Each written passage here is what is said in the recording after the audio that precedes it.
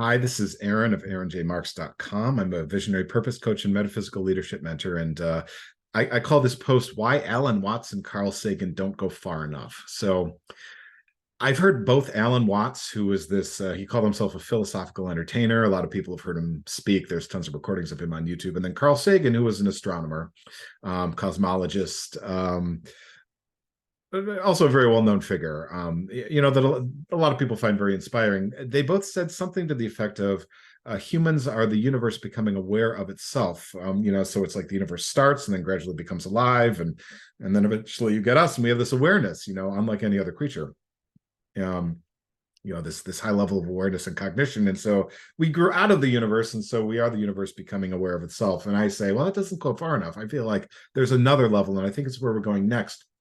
And this ties to one of these key ideas that I have: the 5 perpetual, perennial, paradoxical, problematic dysfunctions of the human condition. There are these 5 reasons that the human condition is perpetually unsatisfying.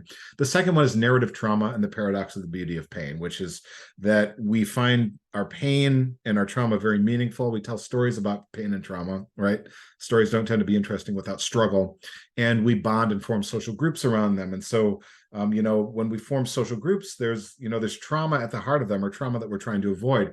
And as a result, we have this very brutal history of the human species, traumatizing itself. And when we're trying to figure out, how do we get past that, how do we get past this tribalism, well, we have to stop narrativizing and finding meaning in our trauma. And I don't know that's a possibility for humans. I fear that we always will find meaning there, which is why we're going to perpetually need stories of trauma and suffering and loss to keep our interest, especially when we're not working, when we have all this leisure time.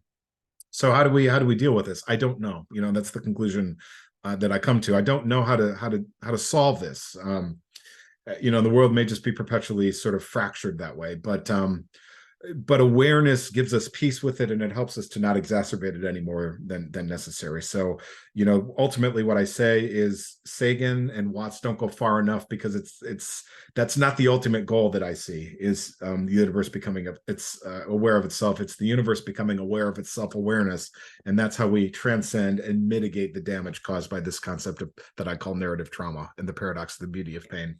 Okay, this is Aaron of aaronjmarks.com, visionary purpose coach, metaphysical leadership mentor. Hope you enjoyed this. Hope you enjoyed the post. I will see you next time.